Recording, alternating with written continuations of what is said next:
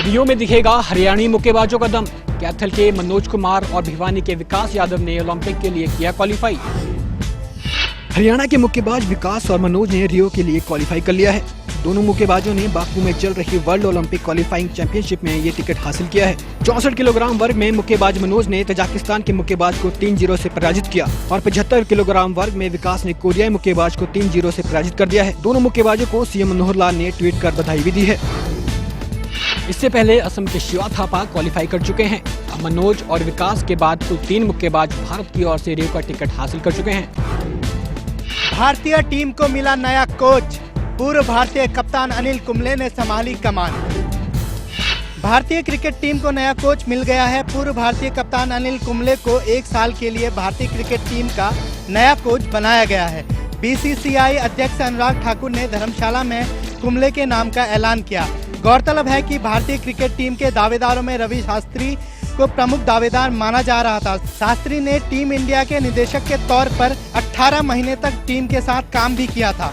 इतना ही नहीं, शास्त्री को भारतीय कप्तान कोहली की भी पसंद माना जा रहा था, लेकिन बीसीसीआई ने आखिरकार कुंबले के नाम पर मुहर लगाई। बहुत बड़ी जिम्मेदारी है और हमें बहुत एक ग्रेट ऑनर है इंडियन टीम कोच बनना। मुझे पता है पिछले कोचेस उनको देखे तो फिर उनका क्या प्रेशर होता है, क्या रिस्पॉन्सिबिलिटीज़ होता है, और ये सबसे बड़ी जवाबदारी है उनके ऊपर, जिम्मेदारी है कोच के ऊपर। तो मैं समझा कि इस टाइम पे ये वापस भारतीय टीम को दोबारा ड्रेसिंग रूम में वही माहौल में रहना और प्लेयर्स के रहना, उनको जो ठीक तरीके से प्रिपरेशन कराना, तो वो सब मुझे ये समझा कि ये टाइम सही है और वापस इंडियन क्रिकेट आने में। अनिल कुंबले ने रवि शास्त्री सहित 56 अन्य लोगों को पछाड़कर भारतीय क्रिकेट टीम के कोच का पद हासिल किया। मनोहर सरकार की नई भर्ती पॉलिसी पर गरमाई सियासत। हुड्डा बोले, हमारी योजनाओं का नाम बदलकर लोगों को गुमराह कर रही है सरकार। लोगों से रोजगार छीनने का भी लगाया आरोप। भाजपा सरकार की जिला स्तर पर नौकरी देने की पॉलिसी पर पूर्व सीएम भूपेंद्र सिंह हुड्डा ने निशाना साधा है। हुड्डा ने कहा कि ये पॉलिसी उनकी सरकार के कार्यकाल के दौरान बनी थी। भाजपा सिर्फ लोगों को गुमराह करने का काम कर रही है। रोहतक पहुंचे हुड्डा ने कहा कि इस सरकार ने लोगों से सिर्फ रोजगार छीनने का काम किया है। सरकार की कोई नई पॉलिसी नहीं है, ये पॉलिसी हमारी है। क्लास 4 की हमने पहले से कर रखी थी, एप्लीकेशन भी मांग ली थी, और क्लास 3 की ये गुमराह कर रहे हैं लोगों को। नौकरी देने का तो सवाल छोड़ो, 30,000 तो नौकरी हटा चुके हैं। सिर्फ इनको बहकाना आता है, ये तो बहकाने की बात कह रहे हैं ये। और ये काम तो हमने पहले हमारे समय में दरखास्त मांगी गई थी जिला स्तर पर क्लास 4 की। हालांकि हुड्डा के पास इस बात का कोई जवाब नहीं कि अगर ये योजना उनकी सरकार में बनी थी तो वो इसे लागू करने में कैसे चूक गए। नई भर्ती पॉलिसी का इनेलो ने किया विरोध। कहा, अपने समर्थकों को फायदा पहुंचाने के लिए बदली प्रक्रिया। युवाओं का हक छीनने का लगाया आरोप। तीसरे और चौथे श्रेणी के कर्मचारियों की भर्ती को जिलेवार स्तर पर करने का फैसला इनेलो को रास नहीं आया। इनेलो को लगता है कि एडहॉक बेसिस पर भर्ती कर सरकार पिछले दरवाजे से अपने लोगों को सरकारी नौकरियों में एडजस्ट करना चाहती है। लगभग 1.5 साल के शासन में मनोहर लाल खट्टर जी ने 10,000 भी परमानेंट जॉब प्रदेश में नहीं निकाली। और अगर प्रदेश के अंदर इसी तरह एडहॉक बेसिस पर एम्प्लॉयमेंट रही तो एडहॉक बेसिस पर ये सरकार चलेगी। लोग पूरी तौर पर इस सरकार को इग्नोर कर और इस सरकार को गिरवाने लगे। क्या सरकार को इस बात का इल्म है या नहीं कि डिस्ट्रिक्ट स्तर पे सी कैटेगरी की भर्तियां कैसे की जा सकती?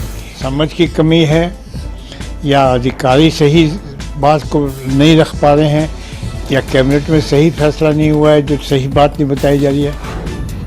इनेलो का साफ कहना है कि सरकार के इस फैसले से प्रदेश के युवाओं को कोई फायदा नहीं होगा। उनके मुताबिक सीएम को इस फैसले पर फिर से विचार करना चाहिए। नई पॉलिसी पर विपक्ष के विरोध पर सरकार ने किया पलटवार। कहा, क्षेत्रवाद को बढ़ावा देने वालों को सवाल उठाने का अधिकार नहीं। पिछली सरकार पर, भूपेंद्र सिंह हुड्डा सरकार पर, चौधरी ओम प्रकाश चौटाला जी की सरकार पर, स्वर्गीय बंसीलाल जी की सरकार पर हमेशा ये आरोप लगे हैं कि क्षेत्रवाद और परिवारवाद और भाई भतीजावाद के आधार पर रोजगार मिलता है। और उसका सीधा सीधा उदाहरण है कि भूपेंद्र सिंह हुड्डा के गांव से हरियाणा रोडवेज के अंदर भारी संख्या में एक ही गांव से कंडक्टर भर्ती किए गए थे, ड्राइवर भर्ती किए गए। उस सारी बातों को मद्देनजर रखकर हमने चुनावी घोषणा पत्र में तय कर दिया था कि हम रोजगार देंगे क्लास 3 और क्लास 4 कर्मचारी को, तो हम जिला वाइज देंगे। लगभग 20 महीने हमारी सरकार चलने के बाद मैं बड़े फख्र से और गर्व से एक बात कहने में मैं आज सक्षम हूँ कि हमने डब्बावाड़ी के अंदर माने मुख्यमंत्री जी ने विकास के लिए उतना ही धन दिया जितना करनाल के अंदर दिया।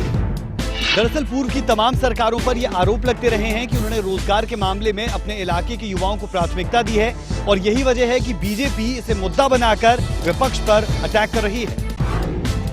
छात्र संघ चुनावों पर सियासत कर इंडियन नेशनल लोकदल के सांसद दुष्यंत चौटाला ने सरकार की मंशा पर उठाए सवाल।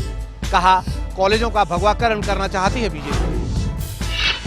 छात्र संघ चुनावों के ऐलान को लेकर प्रदेश में सियासी पारा गर्म है।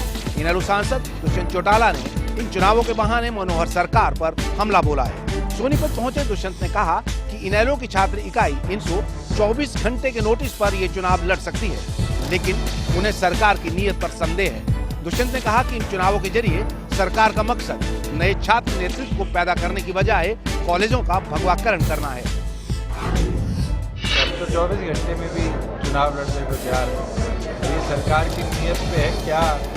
लिंडो कमीशन की जो रिकमेंडेशन है स्टूडेंट इलेक्शन पे उनको लागू कर चुनाव कराएगी, या फिर कहीं ना कहीं इसका भी भगवाकरण कराने का प्रयास भारतीय जनता पार्टी करेगी। हालांकि दुष्यंत ने यह भी कहा कि इनसो यानी Indian National Student Organisation BJP के छात्र संगठन ABVP का डटकर मुकाबला करेगा और सरकार पर निष्पक्ष तरीके से चुनाव करवाए जाने का दबाव बनाया जाएगा। छात्र संघ चुनाव को इनडायरेक्ट करवाने के विरोध में पूरे प्रदेश में सड़कों पर उतरेगी इनसो। दिग्विजय चौटाला ने किया ऐलान। छात्र संघ चुनावों को लेकर इनेलो की छात्र इकाई इनसो पूरे एक्शन मोड में है। दिल्ली में मीडिया से बातचीत में इनसो के राष्ट्रीय अध्यक्ष दिग्विजय चौटाला ने साफ किया है कि वो छात्र संघ के चुनाव इनडायरेक्ट करवाने के विरोध में है। दिग्विजय ने ऐलान किया कि इनसो इस मुद्दे पर पूरे प्रदेश में विरोध प्रदर्शन करेगी और उनका विरोध तब तक जारी रहेगा जब तक सरकार अपने फैसले को नहीं बदलती। दिग्विजय ने कहा कि ABVP की हार को बचाने के लिए सरकार डायरेक्ट चुनाव नहीं करवाना चाहती है।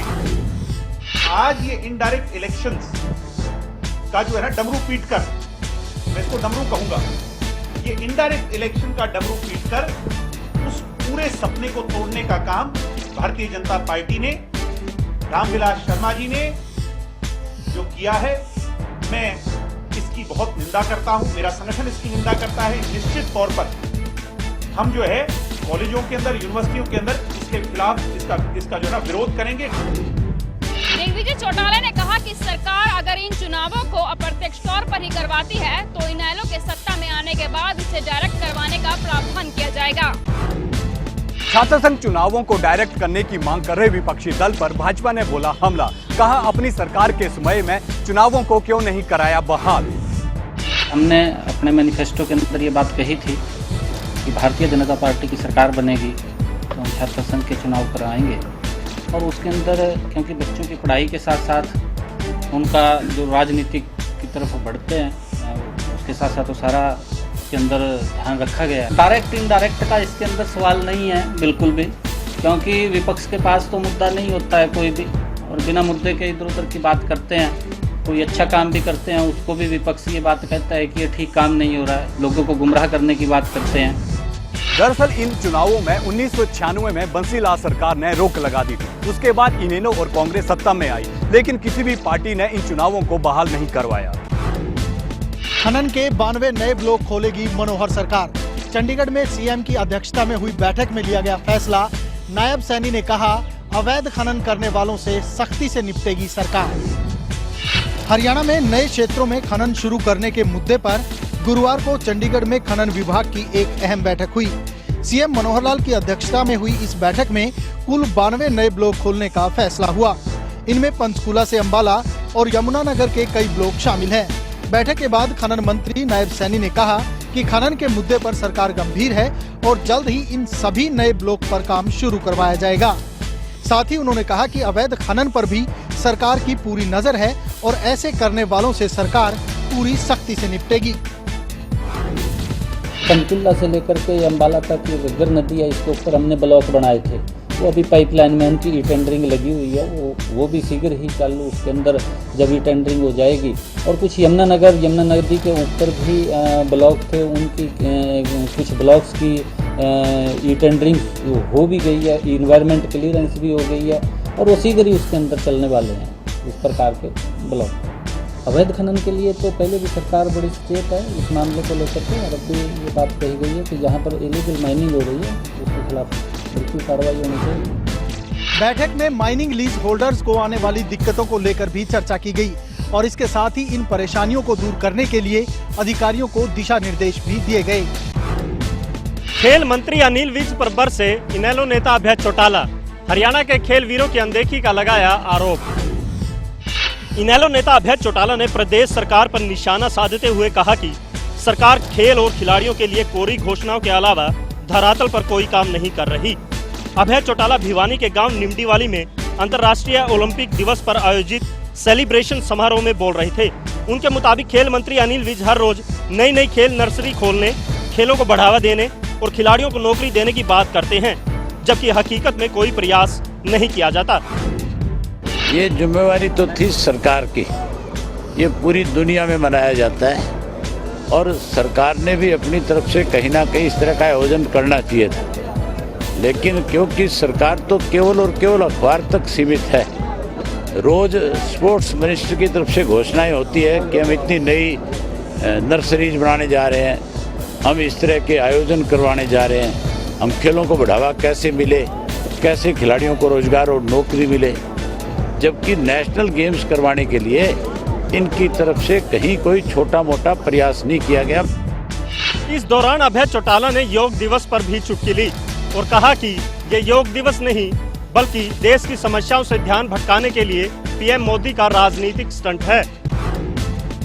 राज्यसभा की एक सीट के लिए चर्चा का विषय बने विधायक जयप्रकाश जी हमारे साथ है। और जयप्रकाश जी, आपकी चर्चा काफी रही इस चुनाव में, क्या ऐसा करिश्मा आपने करके दिखाया कि जिससे जीत भी हो गई और आपकी चर्चा काफी रही, ऐसा लोग कहते हैं? ये मेरे राजनीतिक विरोधी इस तरह का दुष्प्रचार करते, मेरा क्या लेना देना। मैं इंडिपेंडेंट विधायक हूँ और मैंने हमेशा ही सच्चाई की लड़ाई लड़ी है और सच्चाई की जीत हुई। इन्होंने कई बार इस तरह के मेरे खिलाफ दुष्प्रचार किए, मेरे राजनीतिक विरोधियों ने उसमें मात खानी पड़ी।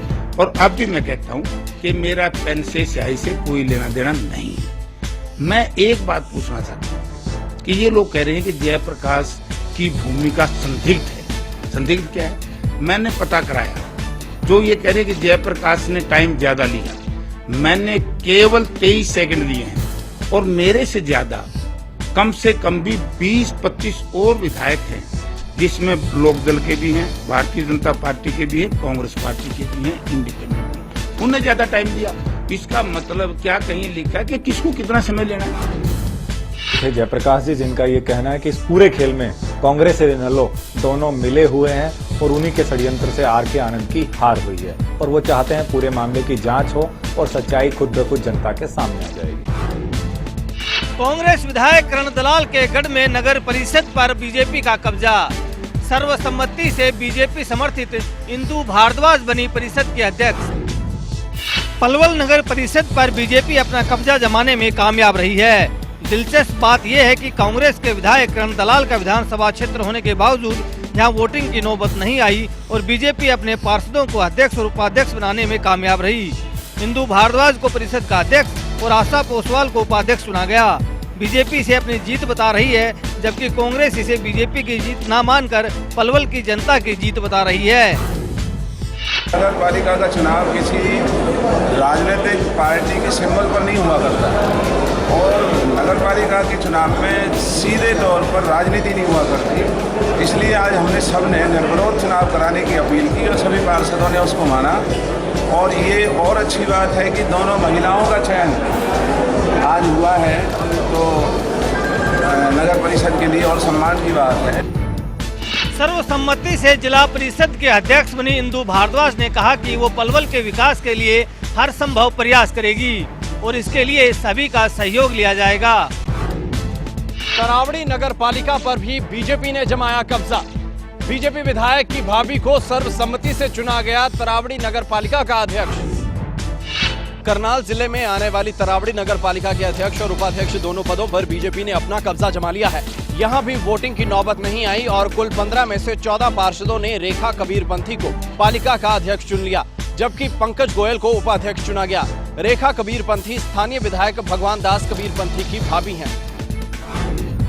कुल 44 नगर पालिकाओं और नगर परिषद के 10 से ज्यादा निकायों के चेयरमैन और वाइस चेयरमैन अब तक चुने जा चुके हैं और अब तक सभी जगहों पर सत्तारूढ़ बीजेपी अपना कब्जा जमाने में कामयाब रही है।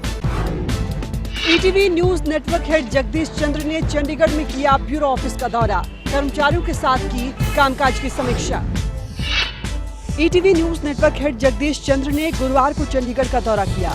नेटवर्क हेड ने ईटीवी हरियाणा हिमाचल प्रदेश के ब्यूरो ऑफिस का भी दौरा किया। ईटीवी हरियाणा के संपादक मुकेश राजपूत ने नेटवर्क हेड को पुष्प गुच्छ भेंट कर उनका स्वागत किया। इसके बाद नेटवर्क हेड ने ब्यूरो ऑफिस के कामकाज की समीक्षा की। इस मौके पर नेटवर्क हेड के साथ मुख्यमंत्री मनोहर लाल के मीडिया एडवाइजर अमित आर्य भी मौजूद रहे। इस मौके पर जगदीश चंद्र ने कहा कि ईटीवी जनता की आवाज है और अपनी इस जिम्मेदारी को ईटीवी हमेशा की तरह निष्पक्षता के साथ निभाता रहेगा।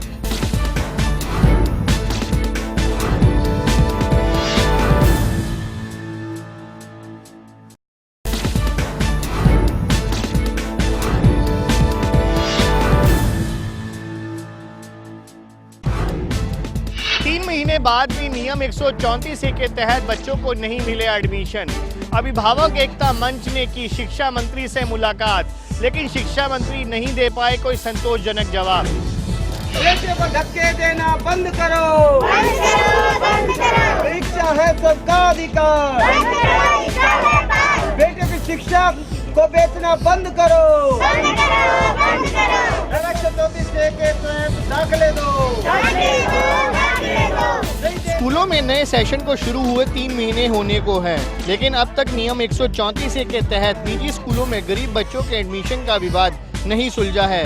गुरुवार को अभिभावक एकता मंच ने एक बार फिर शिक्षा मंत्री रामविलास शर्मा से मुलाकात की, लेकिन मंत्री जी इन अभिभावकों को कोई ठोस जवाब नहीं दे पाए। नाराज अभिभावकों ने सरकार को 3 दिन का अल्टीमेटम दिया है। शिक्षा है सबका अधिकार। हमें झूठे आश्वासन पर ये भेज दिया गया कि 3 दिन के अंदर या 8 दिन के अंदर हम एक ड्रा और लेंगे, मतलब एक टेस्ट और लेंगे उस बच्चों का, गरीब बच्चों का। लेकिन इन आश्वासनों से हम संतुष्ट नहीं है, क्योंकि जनता में आक्रोश बहुत ज्यादा है, क्योंकि पेरेंट्स थक चुके हैं। क्या अपना अधिकार मांगना गलत बात है? 3 महीने बाद भी बच्चों को एडमिशन ना मिलना साफ तौर पर सरकार की नाकामी को दर्शाता है, लेकिन सरकार अब भी सिर्फ कोरे आश्वासन ही दे रही है। बिजली विभाग के 186 कर्मचारियों को नौकरी से हटाने पर भड़के कर्मचारी संगठन, प्रदेश भर में किए विरोध प्रदर्शन।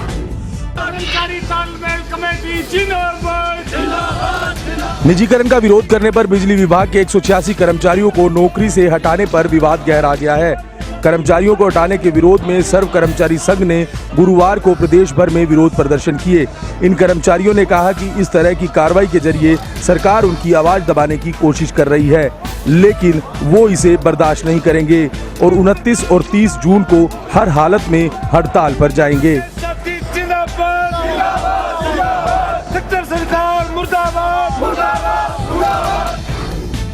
बिजली बोर्ड के साथियों ने स्ट्राइक रखे 29 और 30 तारीख की, जो सरकार ने हड़धर्मी करके कर्मचारी को निकाल दिया और 23 सब डिवीजन कमाई वाले जो बेच दिए। हम उसका कड़ा विरोध करते हैं और सरकार को चेतावनी देते हैं, टाइम रहते हुए कर्मचारियों को वापस ले, बिके हुए सब 23 डिवीजन वापस ले और पक्की भर्ती करे। गौरतलब है कि मई में हुई हड़ताल में शामिल होने वाले बिजली निगम के 186 कर्मचारियों को हटाए जाने के आदेश बिजली निगम ने जारी कर दिए हैं। निजीकरण के फैसले पर बिजली निगम कायम, बिजली निगम के एमडी का बयान, कर्मचारी संगठनों को मनाने की कोशिशें जारी, जनता को नहीं आने दी जाएगी कोई भी परेशानी।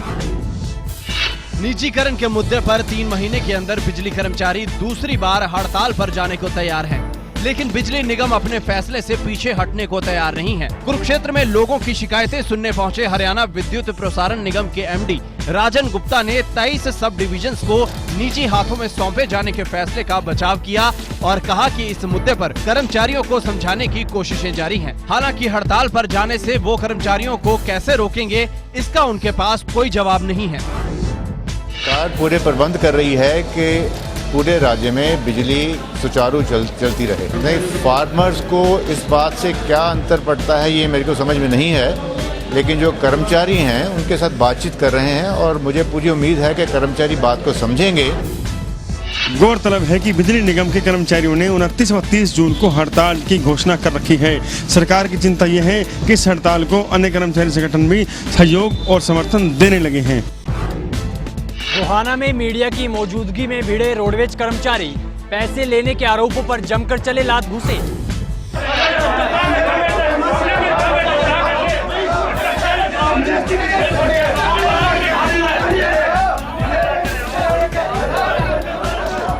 गोहाना में गुरुवार को रोडवेज नेताओं की प्रेस कॉन्फ्रेंस में हंगामा खड़ा हो गया। दरअसल हरियाणा परिवहन कर्मचारी संघ और भारतीय मजदूर कर्मचारी संघ की दूसरी सालगिरह को लेकर 25 जून को रोहतक में एक सम्मेलन होना है। इसी के लिए ज्यादा से ज्यादा कर्मचारियों को पहुंचने की अपील करने के लिए खुद हरियाणा कर्मचारी संघ के प्रधान आजाद सिंह मलिक गोहाना पहुंचे थे, लेकिन अनिल नाम के एक शख्स ने वहां पहुंचकर आजाद सिंह पर सम्मेलन के लिए पैसे लेने का आरोप लगाया और गालियां देना शुरू कर दिया। इसके बाद बवाल मच गया और रोडवेज कर्मचारियों के बीच जमकर लात घूंसे चले।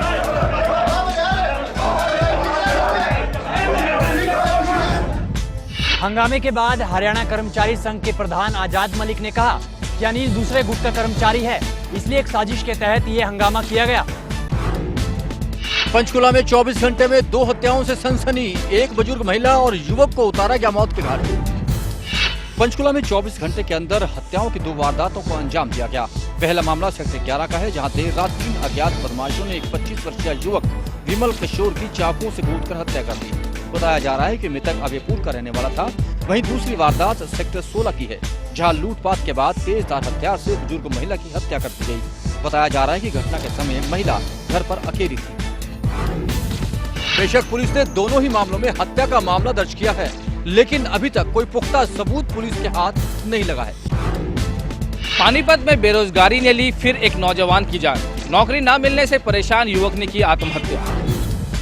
पानीपत के गांव आटा में एक 30 वर्षीय युवक ने बेरोजगारी से तंग आकर आत्महत्या कर ली। बताया जा रहा है कि मृतक प्रवीण मेहनत मजदूरी कर अपने परिवार का गुजर बसर करता था, लेकिन कुछ वक्त से प्रवीण को काम नहीं मिल रहा था, जिसके चलते वह मानसिक रूप से परेशान रहने लगा और गुरुवार को उसने फंदा लगाकर खुदकुशी कर ली।